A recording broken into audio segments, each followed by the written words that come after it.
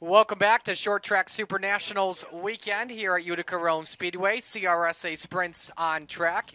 Red flag has just been lifted to yellow after Tyler Chartrand went for a flip into the weeds in turn 3. I'm Marty Czekala through the voice of the CRSA Sprints. Another look at the replay for the cause of the red flag with Tyler Chartrand. Chartrand appears on the screen right now, and there's the pirouette on the number 12. For the 30th time at the Track of Champions, Fonda Speedway, they're the future stars of sprint cars. 4 wide before they start to slip and slide. Powered by Supergen products. Here come the Averti storage containers, CRSA Sprints. It's time to wing it and bring it, because where else would you rather be than right here, right now? America 1776. We are the champs. It's time to get it on. Jordan Hutton is there. It's not over yet. Hutton, top shelf where Mama hides the cookies. Looking for the lead off for 2. He's got it down the back chute for the final time. Trombley with one last shot into 3 and 4. Does he send it? He cannot. Off the corner. 4th win at Fonda. 3rd win of the season. Jordan Hutton, checkered flag. Gets back in the throttle though. Paddock still right there. Sends it underneath. Paddock with a slide job for the lead. He's got it. Paddock to the point with 7 to go.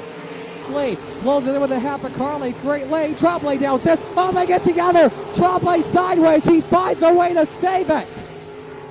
That car was wrecked. First feature of the season underway, 3 wide, immediately splitting Dalton Herrick. Look at Billy Van Evergen, 3 wide for the race lead, 4 wide for the top spot. I think Billy V on lap number 1. 3 wide again for the lead, here comes Emily V to take the lead.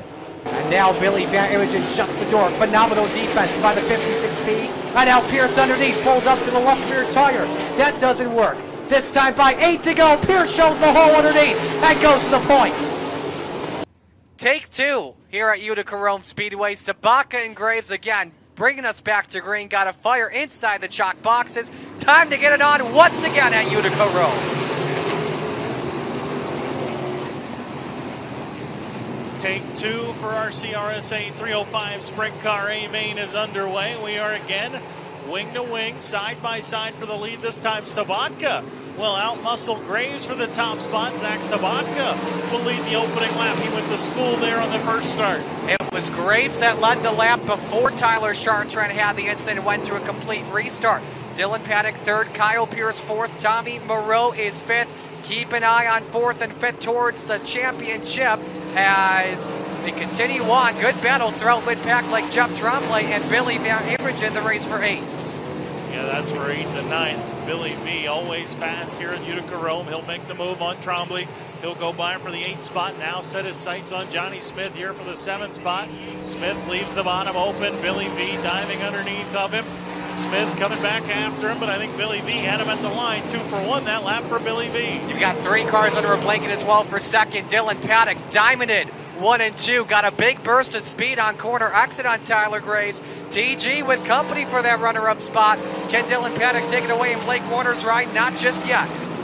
There's that line I talked about in the heat race for Paddock. Way to the top, drive across the racetrack, and a huge run down the back straightaway. Now he'll send it in deep into turn number 3. Can he keep it tucked around the outside? He will. Move the 21D of Dylan Paddock into the runner-up spot, and I don't know that he's going to be done there. That car is a rocket ship once again. Yeah, but Paddock got a little bit sideways in the center of 3 and 4 last lap, allowed Graves to have her second chance, but TG unable to capitalize on it. Watch Dylan Paddock closely on the outside, but it's still Zach Sobotka out in front. 6 laps complete, a 1.2 second lead on the 21D. Tommy Moreau in 5th, Kyle Pierce still 4th. There would be Pierce by 2, headed into our championship finale tomorrow. Paddock cut 0.2 of a second off that time. Meanwhile, you're going to look further back here, back half of the top 10. Mike Kaiser and Johnny Smith. This is 8th, 9th, and 10th on your screen. Trombley, Smith, and Kaiser. Kaiser to the inside on the 4S. Oh, a little bit, almost contact there entering turn number 1. Smith got around him, beat him to the spot. Johnny Smith holds on to the 9th spot. Meanwhile, lead continuing to shrink for Sobotka. We got to keep an eye on Jordan Hutton behind the 99K. Oh, we got Dylan Paddock off the track in turn 2. He must have gone over the berm in the corner as he creeps to a slow stop. Yellow lights come on for the second time tonight. The front wing of the 38 of Zach Sobotka came off. Oh, wow. And Dylan Paddock ran it over. Just when you think you've seen it all, Chris. Unreal. Yeah, if we can get a shot at the 38 of Sobotka, the front wing, there you go. Wow. I don't know if there was contact with a back marker or not. Yeah, you can see it's detached. Something came off. It looks like at least part of the front wing. If he loses the complete front wing, that will look like a car in iRacing. Yeah, he's not going to have fun. No way. Driving that.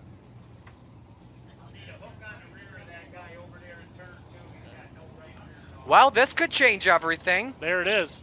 Yep, there it is. All the shrapnel from it. Wow. That'll have to be a new wing purchased at the Mike Emhoff Motorsports trailer tomorrow. And we are hearing hook is called for Dylan Paddock. Paddock was called in. Normally he drives the number 8, but was called in to figure out what was going on with the old car that Blake Warner had. Warner's driving a brand new 21B tonight. I think Paddock figured it out. I think he did. He was fast, a heartbreak. And Marty, you'd know, I don't know that Sobotka in his young sprint car career has ever driven without a front wing. I don't even think he's driven with. You have to have a front in the modifieds too, without question.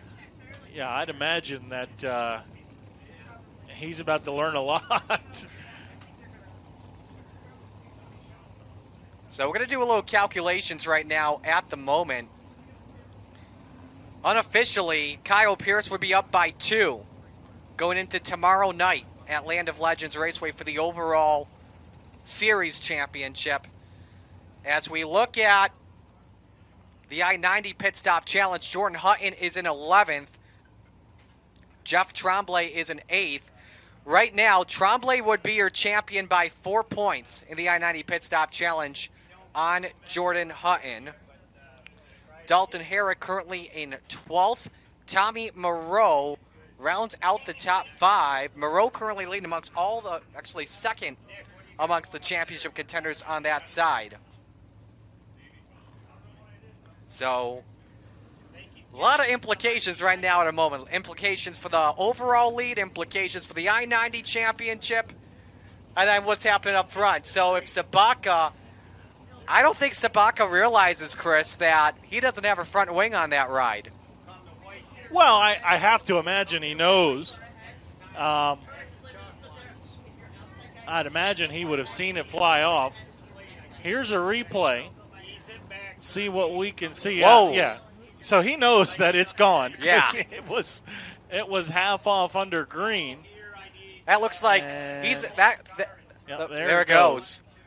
The visibility was impeded like he's got an F1 halo on. So he got a quick moment there to find out what it was like driving it without it. But, yeah, so he knows. But, hey, when you're the leader, it would take a hell of a lot to pull me off the racetrack while I was leading. And we got Aaron Shelton. Wow. And don't know where that came from. I don't know. Yeah, I think the front end broke. And came to a stop. Yeah. Just to the right of that Tory tire. Rough year for the 22M so far this season. Now, as Matt Prescott-owned team has not committed to all the features on the year. Was 17th at Penn Can last time we saw him. Best finish 10th at Genesee Speedway.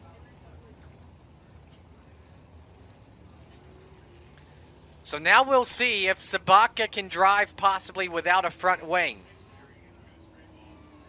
He may have done it on iRacing before, but I'm sure iRacing cannot translate to real life unless you're Max Verstappen. And then you got Tyler Graves in the second spot. But then he's got the 2 championship contenders behind him, along with King Billy V. won King of the Can earlier this season. Currently in the 6th spot, or moved up to the 5th position now. Yeah, I wouldn't be surprised if the 56 has a say in how this race ends. Well, he's had 3 seconds on the season so far. Do not be surprised if he is a contender to win this race.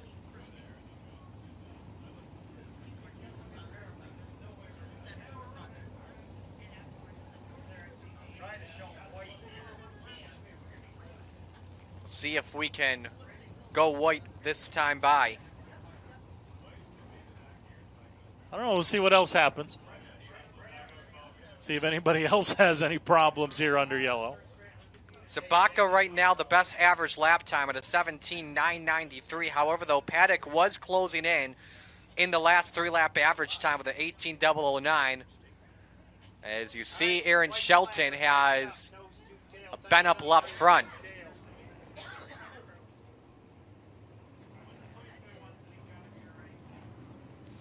One lap to green. Again, Zach Sobotka, your race leader, with Tyler Graves in second. I'm not sure if Graves is aware that Sobotka doesn't even have a front wing or anyone on back.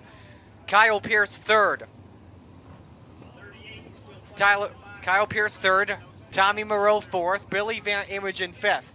Timmy Loade sixth. Jeff Tremblay seventh. Johnny Smith eighth. Mike Kaiser ninth. And Jordan Hutton rounds out the top 10.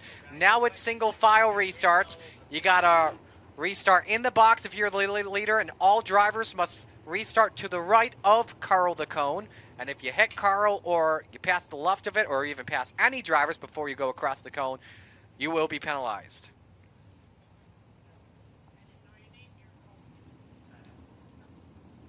Eight laps complete in this feature. Sobotka set to fire. Back to green we go. Graves takes a peek underneath the race lead. Does he get a chance off in turn number 2? He does not. However, though, leader still wing to wing down the back chute. Graves nearly with a bump draft into turn number 3. Still peeks downstairs. Can he get it? No. Sobotka still hanging on with the bent up front wing. Here comes Moreau underneath for third. That's the battle for the championship lead. And they nearly touch, Chris. Yeah, Pierce washed up the racetrack. Moreau made the move. Moved Tommy Moreau up into the 3rd spot. Now here comes Billy V trying to put pressure on Pierce for the 4th spot. Sobotka leading again. Pierce coming back after Moreau. And you got Billy V trying to be a factor in this battle for the bottom step of the podium. Still side by side off at turn 2. Pierce now takes the 3rd position back from the 22. Can the flying school teacher secure it at the line over his championship adversary? Not just yet, but Tyler Graves still clinging to Zach Sobotka at the moment. Yeah, Graves still within striking distance of Sobotka. Moreau and Pierce continue to duke it out. We got one stopped at the entrance in turn number 1. And that is Billy V in 5th. Heartbreak for the Mike Van Duzen owned 56V. I put the kibosh on him. Good job. It's my bad, Billy.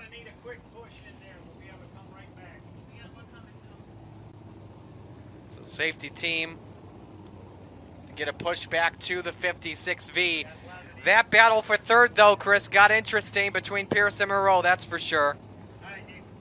Yeah, they were going at it, and as you said, there's a lot more on the line there than just the 3rd finishing spot. That is a championship battle with a lot of implications.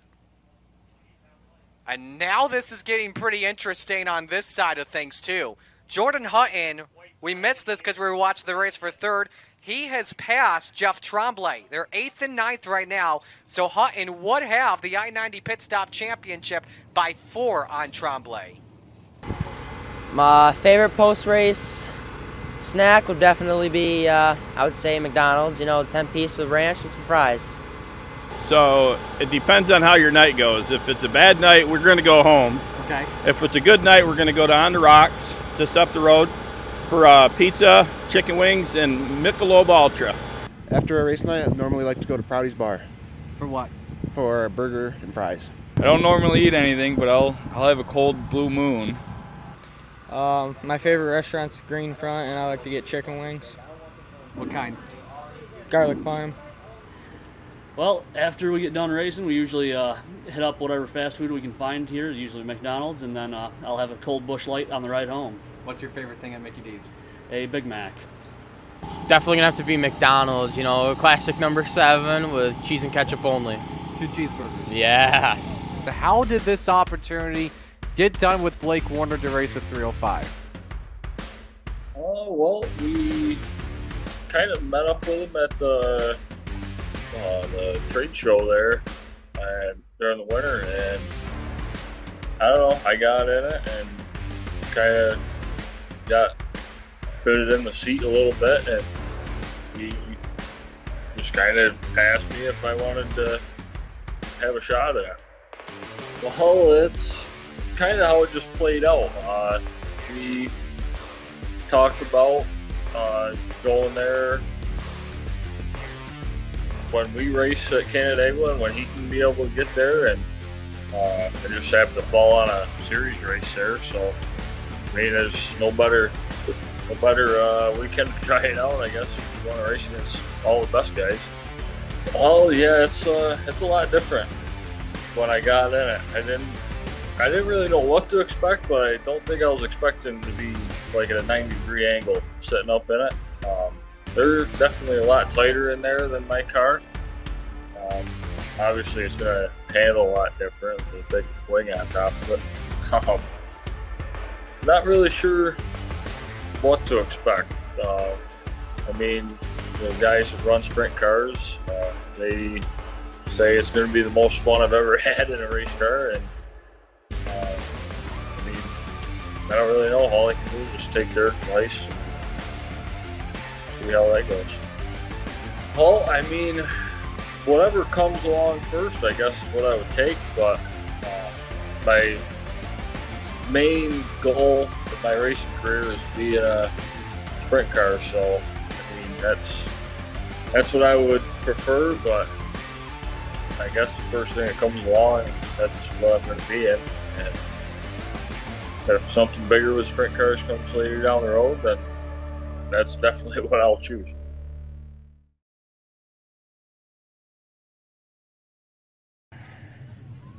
You did it. Welcome to McGuire Ford Victory Lane. How does this feel? Feels great. It feels like I've been working towards this all my life, and I finally achieved it. First ever top 5 in a CRSA win. I having to do it over Bobby Peril. That was not easy of those few laps. Yeah, right before the last caution, I saw him get under me, and I was like, oh crap, I gotta change something up. So after that restart, I went low where he was gonna go, and it just worked. Who do you want to give shout outs to on this run?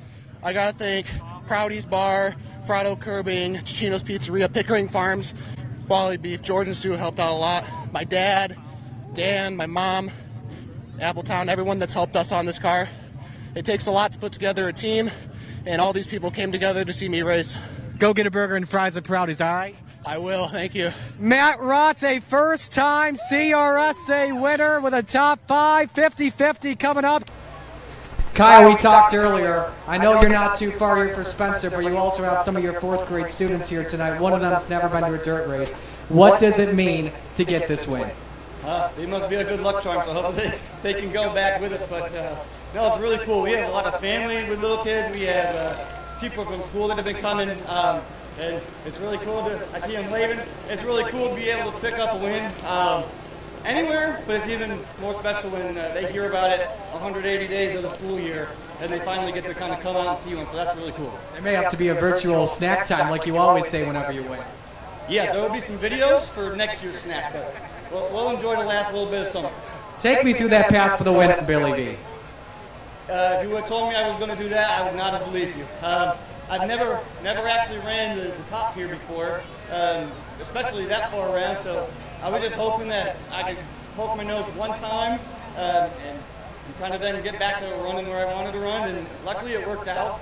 I didn't want to see that caution there at the end, because he's not the guy you want behind you, especially on these places where they're small and they get slick, but hopefully we learn something and can kind of build from there. Who do you want to give shout-outs to? First and foremost, the family of Evan Canfield. Today was actually going to be our first day. We talked about it, that we are going to display, we have an EC Media sticker up on the top. So first and foremost, to both his family and all of his friends. That's a huge surprise also.